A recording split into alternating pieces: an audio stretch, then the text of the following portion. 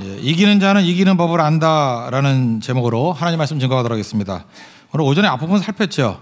그 르비딤에서 두 가지 사건이 벌어졌는데 물이 없어가지고 원망하고 불평하는 백성들, 원래 지팡이로 그놈들 패서 죽여야 되는데 거기를 안 가고 바위에 서신 예수님을 내리쳐서 그것이 물이 터져나오게 되었다고. 그 일종의 예수님이 십자가 지신 사건을 묘사하는 거다. 그래서 고린도전서 10장 4절에 보면은 반석을 쳐서 물이 나왔다. 신령한 물이다, 음료다, 그 예수님이다, 이렇게 해석을 했다는 것입니다. 그러니까 아더 핑커만의 해석이 아니고 그게 원래는 사도 바울의 해석이고 또 성경의 해석이라는 것입니다. 우리가 십자가로 말미암아 구원을 받았습니다. 그럼 끝나는 게 아니고 이제 우리 앞에 싸움이 기다리고 있습니다. 아말렉이라는 싸움, 영적 싸움이 있다라는 거예요. 그럼 싸우면 나쁜 거 아닙니까? 그러는데 싸움에서 성장하는 거예요. 싸움에서 성숙하고 싸움에서 더 강해지는 것입니다. 요즘에 그 메이저리그 베이스볼 그 야구 보는데 우리 뭐 유현진이 있으니까 LA 다저스 주로 많이 보잖아요. 거기 보니까 로버츠 감독이 요즘에 하는 일이 뭐냐면, 이 친구는 좀 제가 볼 때 기분이 좀 나쁘긴 나쁜데, 그죠? 그 일루수에 그 피더슨이라는 애가 있거든요. 작 피더슨. 얘가 원래 그 외야수 하는 애인데 신인인데 좀 홈런을 많이 치고 그래요. 그러다 보니까 이게 로버츠 감독의 마음에 드는가 봐. 근데 자리가 없는 거예요. 외야수는 워낙 잘하는 사람이 많고 또 계속해서 들어올 사람도 많고 해서. 그래서 이 사람에게 자리를 내주려고 일루수를 시키고 있거든요.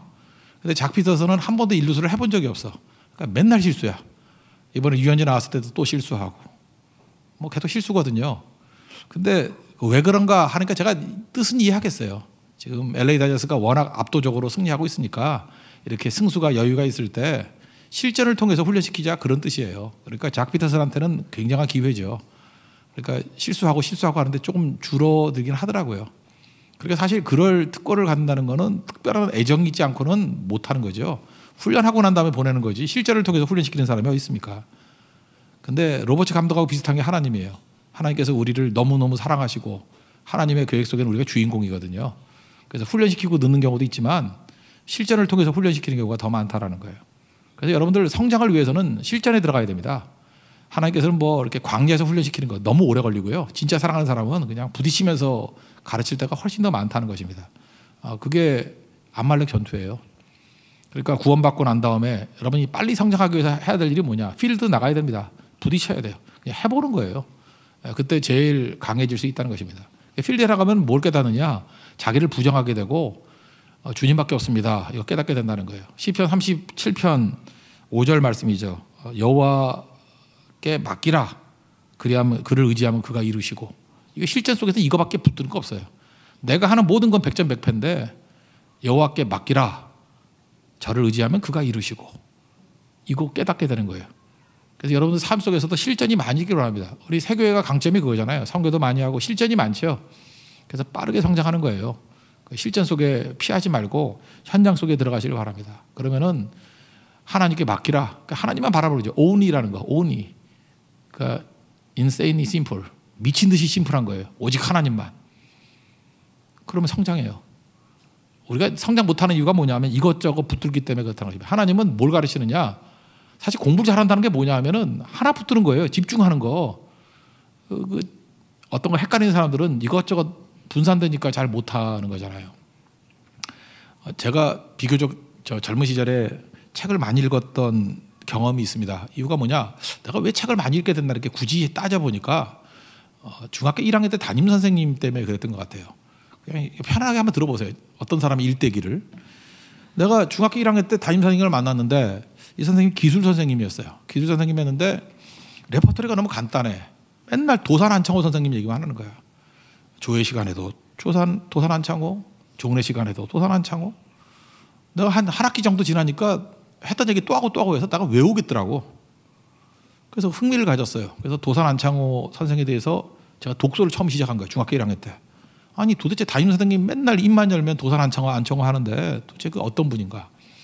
도산 안창호의 책을 다 읽었습니다. 너무 좋은 게 뭐냐면 이분이 일찍 돌아가셨기 때문에 더 쓰질 않아요. 그래서 다 읽었다라는 얘기가 맞아요. 몇 권 되지도 않아. 그래서 다 읽었어요. 그게 유익이 되더라고요. 저도 도산 사상에 대해서 정말 이렇게 뜨거움을 받았어요. 제가 그래서 한자 이렇게 쓰는 거 제일 먼저 배운 게 무실역행이에요. 무실역행. 도산의 그 얘기잖아요. 무실역행. 그거부터 쓰고 맨날 쓰고 그랬어요. 벽에도 무실역행 써놓고 뭐 이렇게 좋아하고 그랬던 기억이 나요. 그런데 도산의 책들을 쭉 읽어보니까 도산의 책에서 제일 반복적으로 많이 나오는 사람이 누군지 아십니까? 그게 도산이라서 그런지 모르지만 다산 얘기가 제일 많이 나와요. 다산 정약용. 저는 정약용에 대해서 처음부터 한 게 아니에요. 도산 안창호 선생의 책을 읽다 보니까 다산 정약용이 나오더라고요. 이번 고성성교 갈 때에도 우리 책 선물을 꼭 하는데 1년에 2번씩 다산의 마지막 공부 조윤재 씨가 쓴 그 책 선물해요. 되게 좋은 책이에요. 이 다산 정약용 그 내용들을 잘 정리해놨어요. 아주 와닿아요. 그죠? 그 소개할 만한 정도의 책인 것 같아요. 다산의 마지막 공부. 거기 제가 옛날 공부했던 것들 기억나더라고요. 그죠? 이게 많이 떠오르는 게 있는데, 그러니까 다산 정약용에 대해서 흥미를 갖게 됐어요. 그래서 다산 정약용 책들 뭐 이렇게 여러 책들 있지 않습니까? 그런 것들을 좀 어렵더라고요. 사실 쉽진 않은데 번역된 것들 여러 것들을 보면서, 그죠? 특별히 뭐 목민심서부터 시작을 했죠. 목민관이 공무원이라면 어떻게 해야 되나 이런 공적인 일들부터 시작해서 이렇게 쭉 읽기 시작을 했어요. 그랬더니 사실 다산 정약용에 대해서 뭐 책을 통해서 이렇게 더 깊어지기보다는 이 꼬리에 꼬리를 무는 거예요. 다산 정약용에 영향을 미친 사람이 누구냐 했더니 이익이에요. 이익. 성호 사설 쓴 사람이 있죠. 이익. 그래서 제가 이익에 대해서 무슨 관심을 그렇게 갖겠어요. 근데 다산 정약용 책을 읽다 보니까 반복적으로 그 실학의 뿌리가 되는 게 이익이거든요. 성호 사설 그 이게 잠깐만 나오는 거예요. 그러니까 궁금하지 않습니까? 궁금해가지고 그 성균관대학에서 나왔던 책이 있거든요. 그 이익의 사상, 성호 사설 분석하는 거. 그것도 읽게 됐어요. 물론 뭐 한 권밖에 아니지만 그거 읽게 되니까 실학의 뿌리가 뭔지를 알게 되겠더라고요. 실학의 뿌리를 쭉 보니까 실학은 어떤 거에 대한 반발로 나온 거 아니에요. 실학이 왜 나왔어요? 성리학 때문에 나왔더라고. 성리학에 대한 반발이에요. 성리학 갖고 나라 말아먹는다. 이게 뭐 하는 거 짓이냐. 그래서 성리학에 대한 반발로 나온 게 실학이더라고요. 그러다 보니까 또 실학을 알아야 될 거 아니에요. 아니 성리학을 알아야 될 거 아니에요. 성리학. 성리학이 뭔가 이렇게 들어가 봤더니 이게 고려시대 때에 고려 말에 나온 건데 고려시대 때의 그 모순을 해결하기 위해서 성리학적인 거를 공부를 했더라고요.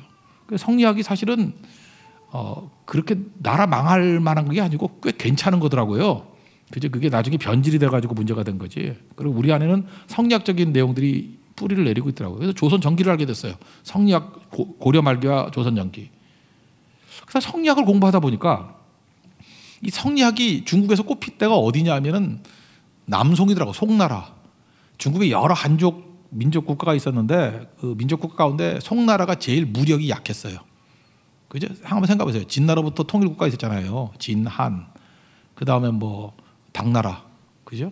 뭐 수나라, 뭐 수당 이렇게 나가지 않습니까? 이렇게 쭉 나가는데 송나라가 제일 약했어요. 그다음 명나라도 뭐 그거보다 강했고, 하여튼 한족 국가 중엔 송나라가 제일 문약에 빠져 있었어요. 성리학이 깊었기 때문에 이게 약화됐다고. 근데 재밌는 게 뭐냐면요, 몽골이 침공했을 때 가장 강력하게 저항했던 게 남송이에요. 남송.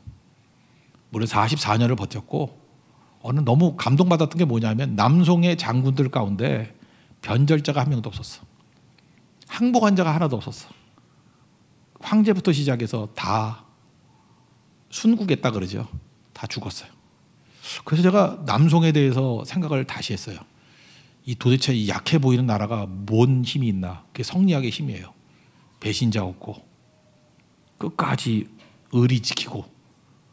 그래서 제가 달리 봤다니까. 그래서 몽골 칭기스칸도 좀 신경질 냈던 게 남송이에요. 이거 만만치 않거든. 끝까지 버티는 거거든. 마치 뭐 이스라엘이 마사다에서 버티는 것 같은 그런 느낌을 받았어요. 여기까지만 할게요. 또 더 하면 뭐 끝이 없으니까, 그죠? 그래서 제가 이렇게 해서 공부하게 된 거라니까요. 그러니까 잠깐만 꼬리에 꼬리를 물고 읽고 하다 보니까 시작은 어디서 보냐? 도산 안창호부터 시작했다고. 선생님한테 작업받은 건 도산이에요. 근데 다산 정약용을 알게 되고 성호 이익을 알게 되고, 이걸 보니까 성리학에 대해서 궁금증이 생기고, 성리학을 공부하다 보니까 송나라를 뺄 수가 없고 주자를 놓을 수 없잖아요. 그 주자의 사상 가운데 뿌리를 내렸던 게 그게 남송이고, 남송은 배신자가 없었다 그러고, 몽골도 힘들었다 그러고, 그 다음에 좀 더 설명한다 그러면 쭉 넘어와서 청나라 때, 청나라가 만주족 국가 아니에요? 근데 만주족 국가인데 청나라도 성리학 국가예요. 이거를 그대로 이어받았어. 그래서 3대 황제 133년 동안의 전성기가 있다 그러죠. 그래서 강건, 성세 그러잖아요. 강희제, 옹정제, 걸륭제. 걸륭제는 우리나라 알잖아요. 그 박지원이 걸륭제 칠순 잔치 때 축하하러 옛날에 북경이라 그러지 않고 연경이라 그랬어요. 연나라 수도라 그래서 연경에 갔더니 없어. 휴가지 갔대. 그 열하죠. 열하까지 갔더니 거기서 만나고 뭐 이런 장면이 나오죠. 그래서 여행 잔뜩 했죠. 그 열하일기를 통해서 당시 세계의 문물 이런 것들을 다 배울 수 있어요. 우리 큰딸이 대학교 다닐 때 열하일기 갖고 학점 3학점인가를 따는데 옆에서 구경하면서 나도 같이 공부했어요. 내가 알거든요. 근데 한동안 열하일기만 읽더라고. 열받아가지고. 그죠? 열하일기만 쭉 읽더라고. 그게 걸륭제 칠순잔치 때 벌어진 일이에요. 그러니까 보통 우리 그 중국 역사, 청나라 역사를 할 때 청나라가 지금의 중국을 만들었다 그러잖아요. 최고의 전성기였는데 강희제 때 강희대제가 뭐 이렇게 법률부터 시작해서 체계를 다 잡은 거고, 걸륭제 때 꽃을 피웠다 그러는데 사실 중간에 있는 옹정제 이 만만한 게 아니에요. 옹정제는 되게 무시해요. 강희제가 왜 네 번째 아들이거든요. 네 번째 아들이 옹정제인데 왜 네 번째 아들을 황제를 태웠느냐. 자기 손자 걸륭이 너무 똑똑한 거야. 그래서 얘를 황제로 만들라 그러면은 할 수 없이 그 아버지가 황제가 돼야 되잖아요. 그래서 사남을 황제로 세웠다라는 설이 있어요. 설. 그 정도로 옹정제를 무시하면서 걸륭이 훌륭한 거고, 옹정제는 17년밖에 안 됐으니까 133년 가운데 짧 거라고 생각하는데, 요즘에 그 중국에서 평가할 때는 옹정제에 대한 평가를 그렇게 하지 않아요. 옹정제가 강희제와 걸륭제 다리를 기가 막히게 놨던 사람이래. 다리를 너무 잘라가지고 그때부터 능력이 있어진다고. 성리학에서 말할 때 양대 사람들잖아요. 공자는요, 그 계림에 가면 곡부라는 데가 묘가 있거든요. 제가 그때 황목사에서 같이 갔었는데 중국에는 황제에게만 노란색을 씁니다. 근데 공자 묘에는 노란색으로 돼 있어요. 기와가 황제로 쳐준다는 거죠. 그리고 용 같은 거는 못 쓰게 하거든요. 황제만 쓰는 건데 거기 용이 그려져 있어요. 그러니까 입구에 공자를 황제급으로 생각한다는 거예요. 그래서 공자를 얘기할 때 지성, 지극히 큰 성자, 그래서 지성이라 그래요. 지성. 그리고 맹자는 아류라 그래서 아성이라 그래요. 그것만 못하다. 아성. 근데 공자 묘에서 40km 떨어진 데가 맹자 묘가 있거든요. 맹자 묘에 편액이 있는데 편액을 누가 썼느냐? 옹정제가 썼대요. 그러니까 옹정제는 자기가 맹자 같은 역할을 한다는 거예요. 그죠? 이렇게 다리 놓는 역할. 실제로 우리에게 성리학적인 내용들을 펼쳐놓은 건 맹자거든요. 맹자가 실용성이 있어요. 공자보다는. 그러니까 옹정제가 숨어 있는 것 같이 보이지만 자기의 롤 모델을 맹자로 삼은 거죠. 그 맹자 편액을 썼는데 그거를 좀 소개해 줄까요? 수선 대후라고 돼 있어요. 수선 대후. 이게 옹정제가 편액 써준 거예요. 수선. 그러니까 앞에 것을 지킨다는 거죠. 선대 것을 지키고, 그 다음에 대후, 후손들, 걸륭이나 이런 사람들을 대우해 준다. 그러니까 링크죠, 링크. 그러니까 청나라가 이게 만주족 나라지만 만만한 나라가 아니에요. 굉장히 깊은 사상적 뿌리를 가지고 나간 거죠. 그러니까 하나를 제대로 붙든 거예요. 하나를 제대로 붙으니까 사실 강희제 하나만 연구해도 한이 없어요, 한이. 제가 옛날에 그 전해교회 사임하고 시간 남았을 때 제가 봤던 게 강희대제 중국 드라마가 있어요. 150편인가 된 거. 그거는 3번 봤어. 나중에 많이 보니까 중국말을 하겠더라고. 따형 뭐 나오고 뭐 사형 나오고 똑같은 얘기 거의 나오니까. 그죠? 강희제가 엄청난 사람이에요. 엄청난 사람. 근데 강희제가 뭘 했냐면요, 이 사람이 예수 믿었어도 기가 막히게 믿을 사람이었어. 하나를 붙든 거예요. 하나를 깊이 들어가니까 거기서 펼쳐지고. 그래서 이 강건성세 133년은 사실 성리학의 부흥기예요. 그죠? 그걸로 이렇게 깊이 들어가게 되더라는 것입니다. 제가 지금 일부러 뭐 보통 때 잘 말하는 제 일대기를 설명해 준 거예요. 공부는요, 잡다하게 이것저것 하는 게 아니고 뭐 하나가 맞다 그러면 하나를 붙들고 파고 들어가면요, deep and wide, 깊어지면 넓어져요. 엄청 넓어지는 거예요. 하나님께서 지금 이스라엘 백성들에게 원하는 게 뭐냐면 하나님 한 분이에요. 하나님 한 분. 그래서 역사는 길이로 따지는 게 아니라 두께로 봐야 돼요. 여러분, 두꺼워야 돼요. 두꺼워야 돼. 이 바둑 둘 때도 그런 표현이 있는데, 저 사람은 여기 집이 좀 두꺼워 느낌이에요. 그건 설명할 길이 없어. 두껍다. 영어로는 thick인데 thicken, 이렇게 이제 두껍다라는 표현이 있어요. 그 바둑 두는 사람만 알아. 근데 우리 인생도요, 하나를 깊이 파면 두꺼워져요. 인생은 두께로 볼 줄 알아야 돼. 저는 하나님께서 분명히 우리 인생을 두께로 본다고 생각해요. 얼마만한 두께가 있느냐, 그 깊이거든요. 근데 하나를 팔 때 두께가 생기는 거지, 이것저것 쫓아다닐 때 절대 두께가 생길 수 없다는 것입니다. 원래 좀 이렇게 아버지 나이쯤 되면은 젊은 애들이 우습게 보인다며, 저도 약간 좀 그런 것 같아요. 내가 꼰대가 돼가고 있는 것 같아. 느낌이 뭐냐면, 왜 요즘 자꾸 그러는지 모르겠어. 모든 것을 똑같이 취급해요. 모든 걸 똑같이 취급해. 그 평등 때문에 그러나? 아니, 세상 그런 또라이가 있어? 모든 걸 똑같이 취급하면 이건 삼류인데? 어떻게 모든 걸 똑같이 취급해? 책도 똑같이 취급하면 안 되죠. 나에게 불을 붙이는 책이 있어야지. 그게 도산 안창호 이런 식으로 하나를 깊이 파야지.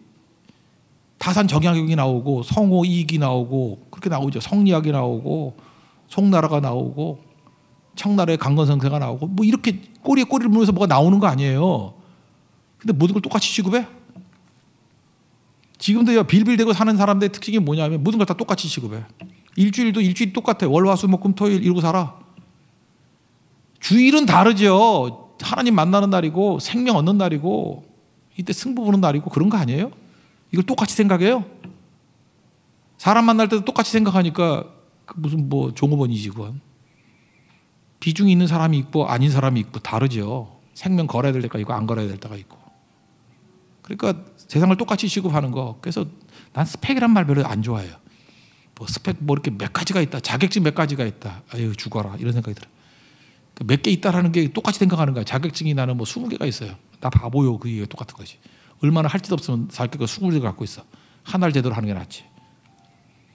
제가 그 초창기 담임 목사 할 때 그때 그런 설교 했었는데 다른 교회 보니까 이제 교육자들 모집하는 광고가 나와. 그 광고를 보니까 뭐 이래.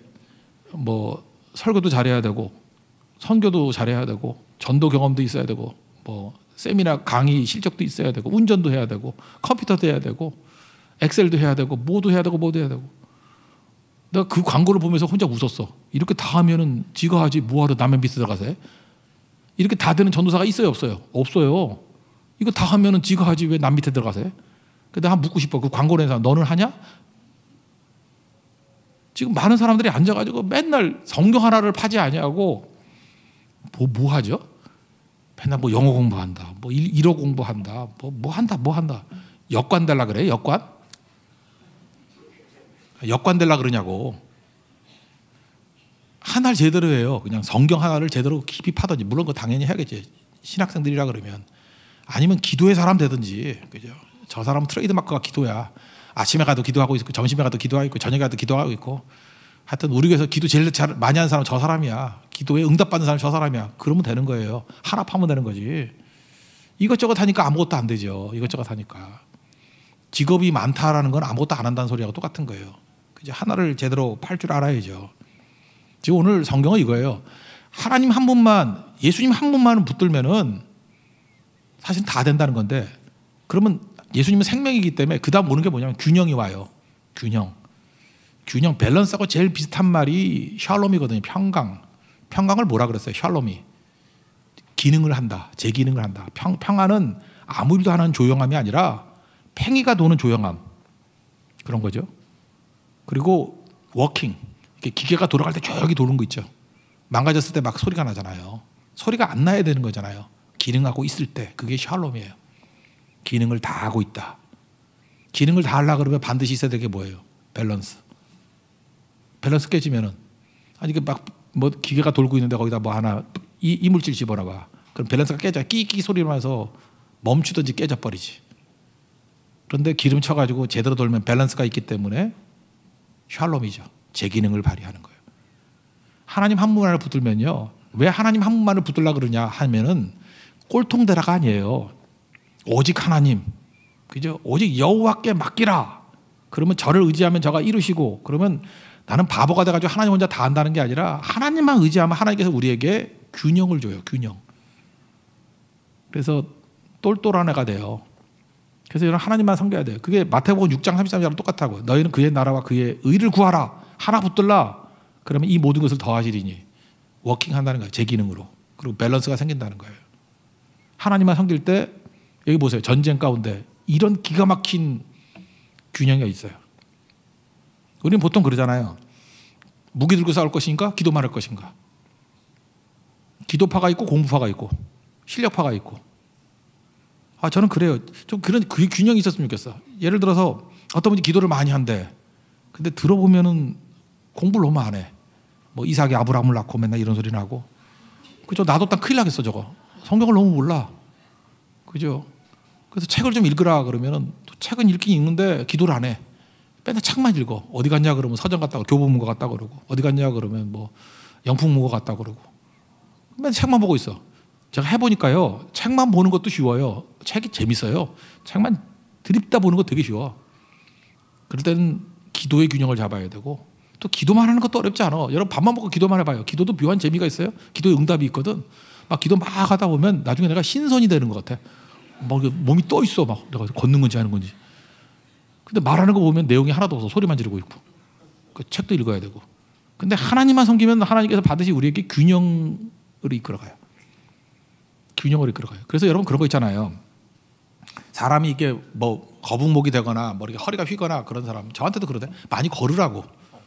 이렇게 배낭 매지 말고 많이 걸으면은 한번 생각해. 이게 꾸정하게 걸으면은 힘들어서 못 걸어. 한 10km 이상 걸으려고 그러면요, 나도 모르게 허리가 아파가지고 펴지게 돼 있어. 그래서 마지막 제일 지치기 직전에 걸을 때 보면 너무 자세가 멋있는 거야. 마지막 한 10km쯤 걸을 때 제가 좀 영상으로 찍으라 그래서 봤더니 거의 모델이야. 모델같이 걸어. 왜냐면 완전히 지쳐놓으니까 몸에 밸런스가 없으면요, 이게 발에 물집 생기고 뭐 허리도 아프고 그래요. 그러니까 자기도 모르게 많이 걸으면은 밸런스가 생기잖아요. 하나님께서 우리에게 하시는 방법이 이거예요. 딱 하나. 주의 일을 하면서 걸어, 이거예요. 걷다 보면 나쁜 자세를 가지고는 계속 유지를 못해요. 그러니까 바른 자세로 돌아오는 거죠. 현장에 서 진짜 영적 전쟁, 아말렉과 전쟁을 벌이면요, 균형 없이 못 이겨요. 여기 균형이 뭐예요? 일단 무기 들고 나가는 거죠. 여호수아. 우리는 뭐 기도만 필요하다, 그렇지 않아요. 무기 들고 나가야죠. 그 사무엘상, 저는 그 13장을 되게 좋아하는데, 거기 보면은 19절에 이스라엘 백성들이 블레셋과 싸워서 졌대요. 그럼 여러분 성경 안 읽으면 왜 졌을까요? 기도 안 해서 졌다, 그럴 것 같죠. 하나님 말씀에 불순종해서 졌다, 그럴 것 같죠. 근데 사무엘상 13장 9절에 이렇게 돼 있어요. 그때에 이스라엘 온 땅에 철공이 없었으니. 이건 당연한 거 아니에요? 철공이 없으니까 철기계가 없었겠죠. 그러니까 성경에 말하기는 사울왕하고 요나단 빼놓고는 철로 만든 칼이 없었대. 그럼 뭐로 만들었을까요? 청동기랑 나무로 만들면 그게 아플까요? 아프긴 아프겠지. 때리면, 찌르면, 나무젓가락으로 찌르면 들어가나? 마른 사람은 들어갈지 모르지만 돼지들은 안 들어가요 그거. 그러니까 아프긴 아파도 기스 정도는 나겠지. 이런 전쟁이 되냐고. 그래서 성경은 지금 이렇게 얘기하는 거예요. 야, 이길라 그러면 이스라엘에 철공도 나와야 돼, 이 얘기죠. 이제 아말렉과 싸워서 이길라 그러면 여호수아 같은 요소도 나와야 돼. 전투하는 사람들. 그냥 앉아서 다 기도만 하고 있다고 되는 게 아니야. 무기 들고 나오는 사람도 있어야 돼. 이게 하나님의 지혜라는 거예요. 그럼 이것만 있으면 되느냐? 아니죠. 여호수아는 전쟁을 하고, 그 다음에 모세와 아론과 훌, 이 사람들은 겉으로 볼 때 할아버지들이잖아요. 아니 모세 할아버지가 80세인데 아론 할아버지는 3살 위잖아. 그죠? 3살 위니까 83세일 거고, 초창기니까 이거예요. 그죠? 그 다음에 훌 아저씨는 할아버지 같은데 같은 동네 사람들이라서. 그 할아버지 3명이 간다고. 그러니까 우리 같으면 힘이 안 되는 거죠. 근데 이게 왜 힘이 안 돼요? 이게 노련한 기도의 용장들이죠. 그죠? 그래서 그런 사람들이 기도하는 거예요. 여러분 이번에 고성선교 갈 때도 이 밸런스가 있기를 원해요. 현장에 나서 뛰는 사람도 있어야 되고 기도하는 사람도 있어야 되고. 하다못해 여러분 핵심을 이렇게 둬요. 나가서 전도한다 이거보다도 중심을 연합 예배에 두세요. 그러니까 나는 준비가 안 됐습니다. 그러면 선교 나간다 그러면 굉장히 부담감이 있죠. 나는 그냥 4번에 연합 예배 드리러 가. 새벽 예배 잘 드리고 저녁 예배 잘 드리고 틈날 때 그냥 전도할 때 끼어 있을게. 그렇게 편한 마음 먹고 현장에 가면요, 그 사람 하나님이 사용하셔요. 하나님 절대로 그렇게 놔두지 않거든요. 예배 잘 드린 사람은 그 받은 은혜가 영향을 미치게 돼 있어요. 그래서 겁먹지 말고 그냥 한 가지 하세요. 한 가지. 그래서 제가 현장에 나가서 요즘에 느낀 게 뭐냐면, 메시지를 이렇게 전해야 되겠구나. 그냥 예배 드리러 가자고. 우리 뭐 베트남 선교라든지 말레이시아 선교도 그래요. 그냥 뭐 선교 갑니까? 그러면은 가면은 예배가 좋아요. 그러니까 와서 그냥 예배만 드리세요. 그럼 많은 분들이 예배 드린다고 해서 왔어요. 예배 드린다고 해서 아줌마들도 오고 아저씨도 오고 할아버지들도 오고 와가지고 죽어라 밥 만들어야 되고 죽어라 요리 만들어야 되고 죽어라 접어야 되고 예배도 드리잖아요. 예배만 드릴 수가 없죠. 예배 드리면 그 힘 가지고 뭔가 섬기는 일들을 할 수밖에 없어요. 전하게 되고 그런 분들이 전해가지고요. 우리가 볼 때는 영어 잘하고 뭐 이런 사람이 잘할 것 같잖아요. 허접하게 한 분이 전해서 여러 사람이 예수 믿고 돌아와서 끝이라면 간증도 하고 그러잖아요. 하나님 그렇게 사용하시는 거라고요. 저는 마틴 로이드 존스의 그 표현 되게 좋아합니다. Logic on fire. 불이 있어야 되는데 불만 있어서 되는 게 아니라 로직이 있어야 돼요. 논리가 있어야 된다고. 이 불이라는 것이 기도라 그러면 로직은 무기예요. 하나님 섬기고 나아가면 반드시 이 2가지 요소를 갖추게 되어 있다는 것입니다. 오늘 핵심은 이거예요. 균형 그럴 때 내가 중심이 돼가지고 균형 잡는다고 해서 균형 잡히는 게 아니라니까요. 균형은 어디서 잡혀요? 현장에 나가면 균형 잡히게 돼 있어요. 현장 나가면요 허세가 다 사라져. 현장에 나가면 실력 없으면 판판이 깨지고요. 실력만 있다고 되는 게 아니에요. 기도 없으면은 도저히 못 견디고요. 현장에 나가면은 자기 부족을 깨닫게 돼요. 내가 기도가 부족했다. 그래서 기도하게 되고 현장에 나가보면 내가 실력이 부족했다. 깨닫고 와서 안 하지만 돌아와서 똑똑한 사람은 해요. 실력을 기른다고. 그래서 현장을 자꾸만 부딪히면 성장하는 거예요. 일을 해내요. 일을 해낸다고. 일하는 법을 아는 걸 지혜라 그랬잖아요. 지혜로워져요. 지혜로워져요. 능력이 있어져요. 그리고 샬롬이 임해요. 기능을 발휘해요. 그래서 모든 현장을 가려는 게 연애를 해도 추나추동. 연애에 추나추동이 있거든요. 봄 좋잖아요. 여름 막 싱그럽잖아요. 가을 열매 맺잖아요. 근데 겨울이 있어요. 겨울이. 송중기가 좀 늦게 결혼해야 되는데 얘가 겨울을 안 겪고 결혼해서 겨울을 맞으니까 법원에 조정 신청하고 이러지. 내 말 들었어야 되는데. 그죠? 태양의 후회라며. 후예가 아니라 태양의 후회. 왜 후회해요? 왜 후회해? 추나추동을 겪어야 되거든요. 현장 속에서. 서두르지 말아요. 여러분 서두르지 말라고. 무슨 마귀가 속으려고 그러면 맨날 눈이 뒤집혀가지고 막 걱정이 돼가지고 막 서둘러서 해. 그러면 나중에 태양의 후회가 돼. 후회가. 현장에 가면요. 추나추동을 겪는 거예요. 겪어보면 약점, 장점 다 알고요. 어떤 걸 실력을 보완해야 될지 어떤 기도를 해야 될지가 느껴져요. 알고 현장에 나가면 깨지지 않아요. 세상에 이런 바보지져 있어. 여러분도 잊지 마십시오. 하나님 한 분 잘 맡기십시오. 한 분 섬기십시오. 그래서 종교개혁의 주가 뭐예요? 솔라잖아. 솔라 스크리투라. 오직 성경. 그러면 성경만 본다는 거예요. 오직 성경 하는 사람이 단책도 보는 거예요. 솔라 피데. 오직 믿음. 믿음 붙드는 사람이 순종의 행동이 있는 거예요. 그죠? 하나가 아니에요. 이건 반드시 밸런스로 가게 돼 있지. 솔라 그라시아. 솔리데오 그라시아. 하나님의 영광을 위하여. 그럴 때 사실 나 자신도 영광스러워지는 거라고. 오늘 사실 앞부분이 십자가였잖아요. 십자가의 구원을 깨달은 백성들. 이제 해야 될 일이 뭐냐면 힘있게 현장으로 나가십시오. 고성 선교로 나가고, 그다음 대만 선교로 나가고, 제주 선교로 나가고, 베트남 선교로 나가고, 삶 속에서 부딪히세요. 그리고 뭐 선교만 해먹는 겁니까? 예배, 기도, 선교밖에 없습니까? 예, 그렇습니다. 그거 들어가면요, 인생의 그 다음이 보여요. 길이 보여요. 나중에 생각보다 여러분들 레오나르도 다빈치 같은 백과사전적 인물이 될걸요. 왜? 하나를 깊이 파면요, 뒤집혀요. 세상에 그거보다 무서운 사람 없어. 강의대전 한번 읽어봐요. 강의제. 강의제는 하나를 붙들고 나갔더니 세상에서 제일 깊은 사람 돼버렸어. 하다보다 만유족도 그러는데 여러분들은 훨씬 더 하나님의 나은 백성이잖아요. 그 길 걸어갈 수 있는 하나님의 종 되기를 축원합니다. 자리에서 일어나겠습니다. 주님 다시 오실 때까지 찬양하겠습니다.